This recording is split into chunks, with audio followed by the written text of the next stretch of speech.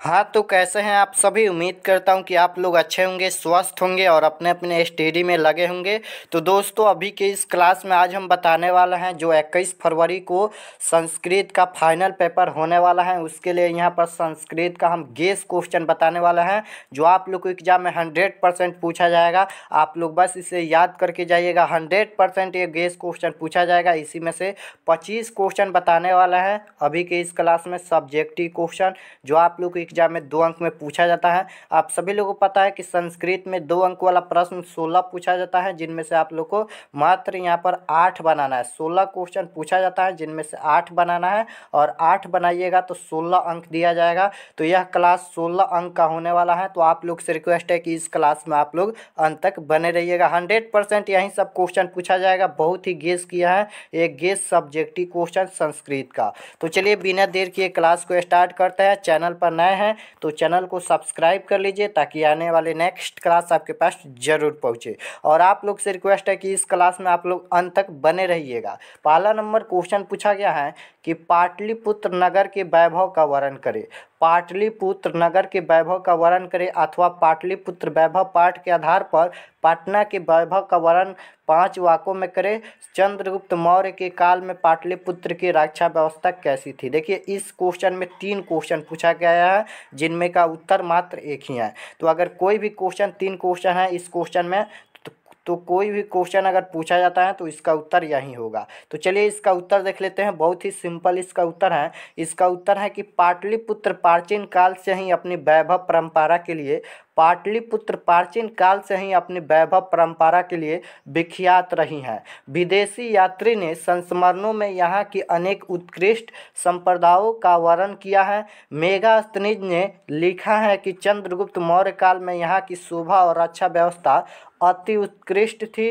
अशोक काल में यहाँ निरंतर समृद्धि रही। कवि राजशेखर ने अपनी रचना काव्य मीमांसा में ऐसी ही बात लिखी है। यहाँ बड़े बड़े कवि, व्याकरण, भास्कर, परीक्षित हुए। आज पाटलिपुत्र नगर पटना के नाम से जाना जाता है, जहाँ संग्रहालय, गोलघर, जैविक उद्यान इत्यादि दर्शनीय स्थल है। यानी पटना में आप सभी लोग को पता है कि संग्रहालय, गोलघर, जैविक उद्यान इत्यादि दर्शनीय स्थल हैं। इस प्रकार पाटलिपुत्र प्राचीन काल से आज तक विभिन्न क्षेत्रों में वैभव धारण करता है। इसका संकलित रूप संग्रहालय में देखने योग्य है। तो इतना लिखिएगा तो 2 अंक दिया जाएगा। काफ़ी इंपॉर्टेंट ये क्वेश्चन है। 8 बार एग्जाम में ये क्वेश्चन आ चुका है। तो स्क्रीनशॉट लेना चाहते हो तो ले सकते हो, नहीं तो हम ग्रुप में डाल देंगे। ग्रुप में जुड़ जाइएगा। क्लास खत्म होने के बाद ग्रुप का नंबर हम दे देंगे, आप लोग मैसेज कीजिएगा, ग्रुप में जोड़ दिया जाएगा। चलिए 2 नंबर क्वेश्चन पूछा गया है।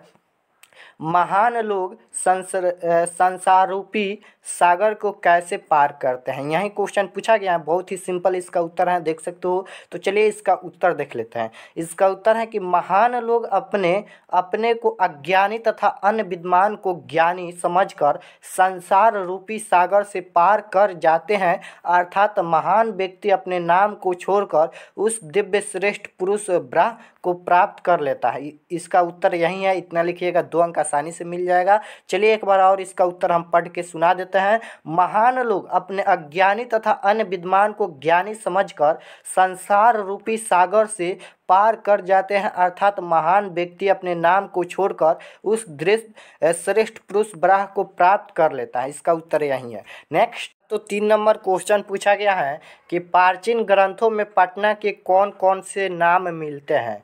प्राचीन ग्रंथों में पटना के कौन कौन से नाम मिलते हैं, यही क्वेश्चन पूछा गया है। तो चलिए इसका उत्तर देख लेते हैं। बहुत ही सिंपल इसका उत्तर है। इसका उत्तर है कि पटना में गुप्त वंश के शासन काल में कौमुदी महोत्सव मनाया जाता था। यह उत्सव शरद काल में मनाया जाता था। कौमुदी महोत्सव में सभी लोग उत्साहपूर्वक भाग लेते थे एवं आनंदमय होते थे। बहुत ही सिंपल उत्तर है। चलिए एक बार और समझा देते हैं। पटना में गुप्त वंश शासन काल में कौमुदी महोत्सव मनाया जाता था। ऑब्जेक्टिव में पूछेगा कि कौमुदी महोत्सव कब मनाया जाता था, तो पटना में गुप्त वंश शासन काल में कौमुदी महोत्सव मनाया जाता है और ये शरद ऋतु में मनाया जाता है। यह उत्सव शरद काल में मनाया जाता है, यानी शरद ऋतु में मनाया जाता था। कौमुदी महोत्सव में सभी लोग उत्साहपूर्वक भाग लेते थे एवं आनंदमय होते थे। इसका उत्तर यही है। नेक्स्ट क्वेश्चन 4 नंबर पूछा गया है कि राजशेखर ने पटना के संबंध में क्या लिखा है। और राजशेखर ने पटना के संबंध में क्या लिखा है, यही क्वेश्चन पूछा गया है। तो इसका उत्तर है कि कवि राजशेखर ने काव्य मीमांसा नामक कवि शिक्षा प्रमुख अपने ग्रंथ में सादर स्मरण करते हुए लिखा है कि यह वर्षों पर पाणिनि, पिंडल, व्याणी व रुचि तथा पतंजलि आदि ने महान योगदान देकर ख्याति को प्राप्त किया। इसका उत्तर यही है। नेक्स्ट क्वेश्चन पूछा गया है 5 नंबर कि पटना के मुख्य दर्शनीय स्थलों का नामोल्लेख करें। पटना के मुख्य दर्शनीय स्थलों का नामोल्लेख करें, यानी नाम लिखे पटना के मुख्य दर्शनीय स्थलों का। तो इसका उत्तर है पटना में गांधी सेतु नामक पुल जो एशिया का सबसे लंबी पुल, संग्रहालय, उच्च न्यायालय, सचिवालय, गोलघर, तारामंडल, जैविक उद्यान, मौर्यकालीन अवशेष, महावीर मंदिर तथा गुरु गोविंद सिंह का जन्म स्थान, गुरुद्वारा आदि दर्शनीय स्थल हैं जिसे देखने के ख्याल से विदेशी सदैव आते हैं। चलिए एक बार और इसका उत्तर देख लेते हैं। बहुत ही सिंपल है। पटना में गांधी सेतु नामक पुल जो एशिया का सबसे लंबी पुल है, संग्रहालय, उच्च न्यायालय, सचिवालय, गोलघर, तारामंडल, जैविक उद्यान, मौर्यकालीन अवशेष, महावीर मंदिर तथा गुरु गोविंद सिंह का जन्म स्थान, गुरुद्वारा आदि दर्शनीय स्थल हैं जिसे देखने के ख्याल से विदेशी सदैव आते हैं। इसका उत्तर यही।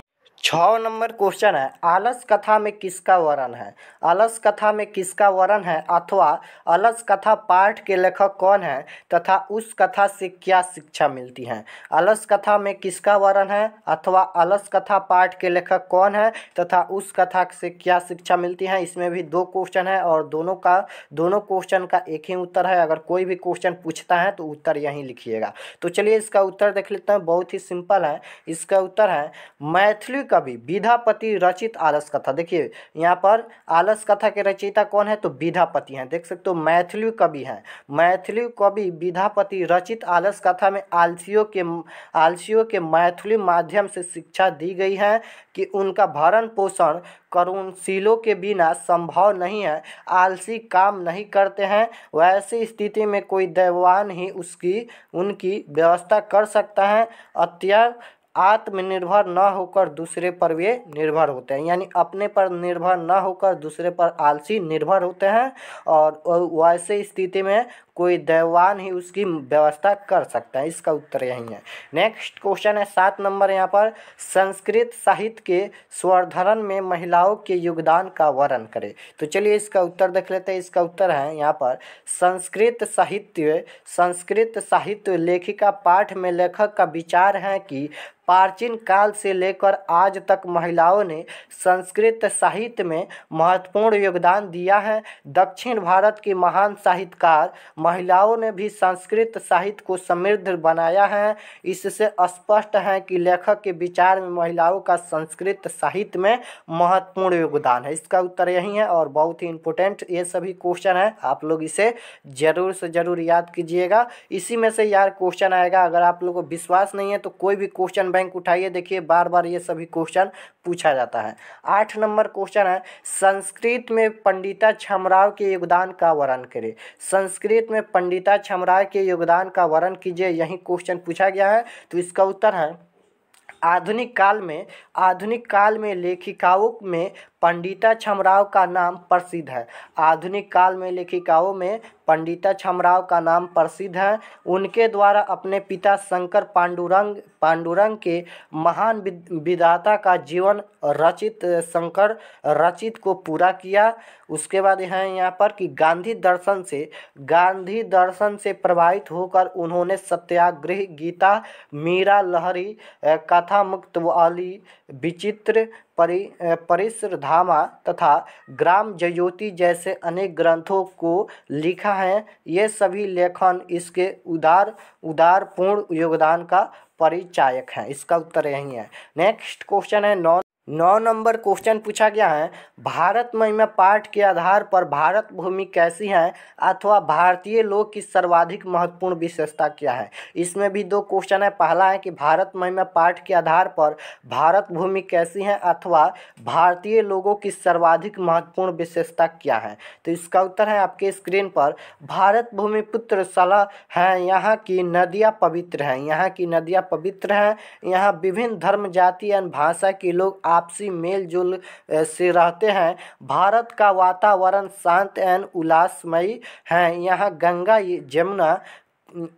जमुना तरजीव है, अनेकता में एकता इसकी सर्वाधिक महत्वपूर्ण विशेषता है। इसका उत्तर देख सकते हो कितना सिंपल है, इतना लिखिएगा 2 अंक आसानी से मिल जाएगा। नेक्स्ट क्वेश्चन है 10 नंबर, शैशव संस्कार पर प्रकाश डाले। शैशव संस्कारों पर प्रकाश डाले, इसका क्वेश्चन पूछा गया है और इसका उत्तर कुछ इस प्रकार है। इसका उत्तर है कि संस्कारों में शैशव संस्कार सर्वोत्तम यह संस्कार मनुष्यों के भविष्य का आधारशिला होता है। इसके अंतर्गत जात्र कर्म, नाम कर्म, निष्कर्षमन, आनम प्राशनम, चूड़ा कर्म तथा कर्णवेद कुल 6 संस्कार होते हैं। शैशव संस्कार कितने होते हैं, तो कुल 6 संस्कार होते हैं और इसका नाम भी कुछ इस प्रकार है, देख सकते हो। नेक्स्ट क्वेश्चन है 26 नंबर, वेदांग कितने हैं सभी का नाम लिखे। वेदांग कितने हैं सभी का नाम लिखे, तो इसका उत्तर है कि वेदांग 6 हैं, वेदांग 6 हैं। और ये भी क्वेश्चन देखिए कितना सिंपल है, लेकिन ये क्वेश्चन बार बार पूछा गया है एग्जाम में। तो इसका उत्तर है, देख सकते हो कि वेदांग 6 हैं और पहला है शिक्षा, दूसरा कल्प, तीसरा व्याकरण, चौथा निरुक्त और 5वां छंद और यहाँ पर छठा ज्योतिष। तो इसे जरूर से जरूर याद कीजिएगा।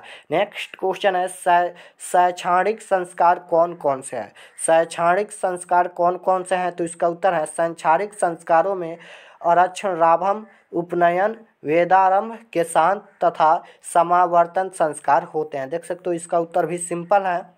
और 14 नंबर क्वेश्चन है, केशांत संस्कार को गोदान संस्कार भी कहा जाता है क्यों। केशांत संस्कार को गोदान संस्कार भी कहा जाता है क्यों, तो इसका उत्तर है कि केशांत संस्कार में गुरुगिरी में ही शिष्य का प्रथम क्षौर कर्म मुंडन होता था, इसमें गोदान मुख्य कर्म होता था, अतः साहित्य ग्रंथों में इसका दूसरा नाम गोदान संस्कार भी कहा जाता है। उसके बाद यहाँ पर 14 नंबर क्वेश्चन है।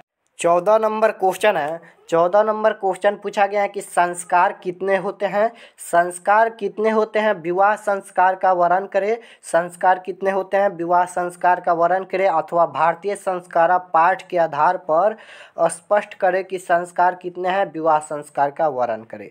तो इसका उत्तर कुछ इस प्रकार है, देख सकते हो। संस्कार 16 होते हैं। कुल संस्कार कितने होते हैं, तो 16 होते हैं, याद रखिएगा, ऑब्जेक्टिव में भी पूछ सकता है। संस्कार 16 होते हैं।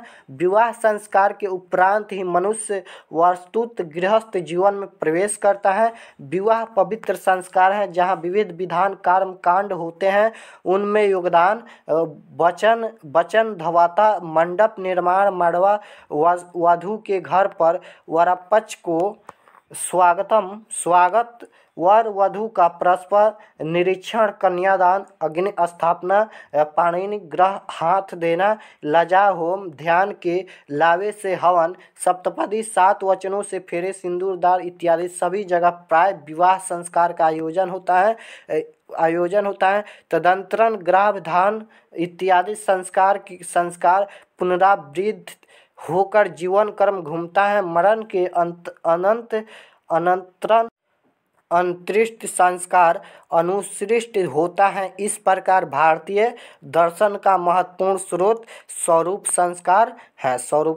है। इतना लिखिएगा, 2 अंक मिल जाएगा। उसके बाद नेक्स्ट क्वेश्चन है 15 नंबर, नीति श्लोका के आधार पर मुद्धचेता नराधम के लक्षण को लिखे। तो इसका उत्तर है बिना बोले प्रवेश करने वाला, बिना पूछे बहुत बोलने वाला, अविश्वासी व्यक्ति नराधम है। वैसे नराधम से सदा दूरी बनाकर रखनी चाहिए, वैसा व्यक्ति धोखेबाज हो सकते हैं। देखिए इसका उत्तर है बिना बोले प्रवेश करने वाला, बिना पूछे बहुत बोलने वाला, अविश्वासी व्यक्ति नराधम है। वैसे नराधम से सदा दूरी बनाकर रखनी चाहिए, वैसा व्यक्ति धोखेबाज होते हैं। नेक्स्ट क्वेश्चन है 16 नंबर, नीति श्लोका पाठ के आधार पर पंडित के कौन कौन से गुण हैं अथवा पंडित किसे कहा जाता है। नीति श्लोका पाठ के आधार पर पंडित के कौन कौन से गुण होते हैं अथवा पंडित किसे कहा जाता है। तो इसका उत्तर है नीति श्लोका पाठ में पंडित के गुण इस प्रकार है। पहला नंबर है जिसका कार्य शीत उष्ण भय रति समृद्ध अथवा असमृद्ध वृद्ध नहीं होता है वह व्यक्ति पंडित है। और 2 नंबर है सभी जीवों का तत्वज्ञ कर्मों का योग यानी सभी मानवों का उपाज्ञ व्यक्ति पंडिता कहलाता है। इसका उत्तर यही है। नेक्स्ट क्वेश्चन है 17 नंबर नीति श्लोका पाठ के आधार पर मूर्ख का लक्षण लिखे। नीति श्लोका पाठ के आधार पर मूर्ख का लक्षण लिखे। तो इसका उत्तर है कि नीति श्लोक के अनुसार जो बिना बुलाए प्रवेश करता है, बिना पूछे बहुत बोलता है, अविश्वासी व्यक्ति पर विश्वास करता है, वह मूर्ख हृदय वाला ही नराधम अधम नर व्यक्ति का कहा जाता है। ये क्वेश्चन उसे मिलता जुलता है जो हम यहाँ पर कराए थे पीछे। और उसके बाद यहाँ पर 18 नंबर क्वेश्चन है स्वामी दयानंद ने अपने सिद्धांतों के कार्यान्वयन हेतु क्या किया। तो इसका उत्तर है कि स्वामी दयानंद ने अपने सिद्धांतों के संकलन के लिए सत्यार्थ प्रकाश नामक ग्रंथ राष्ट्रभाषा में रचकर अपने अनुवासियों का उपकार किया। वेदों के प्रति सभी धर्मानुयायियों का ध्यान कर्षण करते हुए स्वयं वेद भाषाओं को संस्कृत हिंदी भाषा में लिखा। प्राचीन शिक्षा में दोष दिखाकर नई शिक्षा पद्धति देने हेतु डीएवी विद्यालयों की स्थापना कर शिक्षा गंदगी को दूर किया। सबसे पहले डीएवी कॉलेज की स्थापना किसने किया था। तो याद रखिएगा स्वामी दयानंद ने। ऑब्जेक्टिव क्वेश्चन में भी पूछ सकता है। इस प्रकार उन्होंने समाज के परिवर्तन में विशेष भूमिका निभाई। इसका उत्तर यही है। नेक्स्ट क्वेश्चन है 19 नंबर स्वामी दयानंद समाज सुधारक थे कैसे 5 वाक्यों में उत्तर दे। स्वामी दयानंद समाज सुधारक थे कैसे 5 वाक्यों में उत्तर देना है। तो इसका उत्तर है कुछ इस प्रकार स्वामी दयानंद ने समाज की कुरीतियों को दूर कर सुधारात्मक कार्य किया। उन्होंने जातिवाद की विषमताओं को हटाया, छुआछूत की परंपरा को दूर किया, स्त्रियों की हो रही दुर्दशा को टोका, स्त्री शिक्षा को बढ़ावा दिया और विधवा स्थिति सुधारी। उसके बाद नेक्स्ट क्वेश्चन है 20 नंबर स्वामी दयानंद मूर्ति पूजा की विरोधी थे कैसे अथवा महाशिवरात्रि पर्व स्वामी दयानंद के जीवन का उद्बोधक कैसे बना। तो इसका उत्तर है कि स्वामी दयानंद के घर शिवरात्रि महत्व था। रात्रि में उन्होंने मूर्ति पर चूहों को टहलते देखा। उसी दिन से उनके मूर्ति पूजन के प्रति विकृत हो गए। इसका उत्तर यही है। नेक्स्ट क्वेश्चन है 21 नंबर क्रमशः दानवीरता पाठ का 5 वाक्यों में परिचय दे अथवा कौन की दानवीरता या चरित्र का वर्णन अपने शब्दों में करे। तो इसका उत्तर है कुछ इस प्रकार यह पाठ संस्कृत के प्रथम नाटककार भास द्वारा रचित कर्णभार नामक एकांकी रूपक से संकलित है। इसमें महाभारत के प्रसिद्ध पात्र कर्ण की दानवीरता दिखाई गई है। इंद्र कर्ण से छल पूर्वक उनके रक्षक कवच कुंडल को मांग लेते हैं और कर्ण उन्हें दे देता है। कर्ण बिहार के अंडराज मुंगेर तथा भागलपुर का शासक था। उसमें संदेश है कि दान करते हुए मांगने वाले की पृष्ठभूमि जान लेना चाहिए, अन्यथा परोपकार विनाशक भी हो जाता है। उसके बाद 22 नंबर क्वेश्चन है बृहस्पति कथा के आधार पर बताएं कि दान किसको देना चाहिए। बृहस्पति कथा के आधार पर बताएं कि दान किसको देना चाहिए। तो इसका उत्तर है कि शास्त्रों के अनुसार दान देने का विधान है, परंतु जिस किसी को बिना सोच विचार कर दिया गया दान सफल नहीं होता है। अतः बृहस्पति कथा के आधार पर देश काल के अनुसार बिना उपकार के योग्य पात्र को दिया गया दान सात्विक कहा गया है। उसके बाद नेक्स्ट क्वेश्चन है 23 नंबर ज्ञान भार क्रिया बिना यह उक्ति बृहस्पति कथा पर कैसे चरितार्थ होती हैं। तो इसका उत्तर कुछ इस प्रकार है जब बाघ के द्वारा पथिक पकड़ लिया गया तब वह सोचने लगा कि जिसकी इंद्रियां वश में नहीं होती उसकी क्रिया हाथ के श्रान की तरह निरंतरक होती हैं। दुर्भाग्यशाली लोगों का ज्ञान प्राय किसी के बिना भार स्वरूप हो जाता है। उसके बाद नेक्स्ट क्वेश्चन है 24 नंबर, विश्व अशांति का क्या कारण है? विश्व अशांति का क्या कारण है? 3 वाक्यों में उत्तर दे। विश्व अशांति का क्या कारण है? 3 वाक्यों में उत्तर दे। तो इसका उत्तर है कि विश्व अशांति के प्रमुख 2 कारण हैं, द्वेष और असहिष्णुता, तदंतरण जातिवाद धर्मवाद युक्त को 2 कारणों से पनपे हुए हैं। अन्य कारण माने जा सकते हैं अशांति प्रसरित करने में स्वार्थपरक राजनीतिज्ञों ने की महत्वपूर्ण भूमिका होती है। उसके बाद 25 नंबर क्वेश्चन है कि क्रमशः दानवीरता पाठ के आधार पर इंद्र के चरित्र की विशेषताओं को लिखे। तो इसका उत्तर कुछ इस प्रकार है, देख सकते हो। कर्ण ब्राह्मण वेशधारी इंद्र को विनम्रपूर्वक सर्वप्रथम भौतिक वस्तुएं प्रदान करना चाहते थे, यथा गौ हाथी घोड़े पृथ्वी, यहाँ तक कि अपने अग्रिस्थोम फल भी देना चाहते हैं और अत्यंत पर सिर तक अपहृत करने के लिए उद्धत हो उठते हैं। परंतु वेशधारी शक्र इंद्र को दृढ़ संकल्पित कुछ अन्य वस्तु के प्रति थे। कौन उनके मनोदशा को समझकर अपने वचन रक्षार्थ शरीर से जुड़े कवच कुंडल को दान देते हैं। इतना बड़ा दान कर्ण के संपूर्ण ब्रह्मांड का दानवीर सिद्ध करता है। उसके बाद नेक्स्ट क्वेश्चन है, लास्ट क्वेश्चन 26 नंबर कुछ क्वेश्चन पूछा गया है कि वेदांग कितने हैं, उनके प्रवर्तकों एवं शास्त्रों के नाम लिखे अथवा वैज्ञानिक शास्त्रों का परिचय दे। तो इसका उत्तर है कि वेदांग 6 हैं, शिक्षा, कल्प, व्याकरण, निरुक्त, छंद और ज्योतिष। सांख्य के प्रवर्तक कपिल, योग दर्शन के पतंजलि, न्याय दर्शन के गौतम, वैशेषिक दर्शन के कणाद, मीमांसा दर्शन के जैमिनी एवं वेदांत दर्शन के प्रवर्तक बद्रायण हैं। इतना लिखिएगा, 2 अंक आसानी से मिल जाएगा। तो हमने यहाँ पर 26 क्वेश्चन कुल बता दिए हैं जो आप लोगों को संस्कृत के लिए, जो 21 फरवरी को संस्कृत का फाइनल पेपर होने वाला है, उसके लिए आप लोग इसे ज़रूर से ज़रूर याद कीजिएगा। इसी में से 100% क्वेश्चन आएगा, आप लोग इसे ज़रूर से ज़रूर याद कीजिएगा। यह गेस क्वेश्चन था।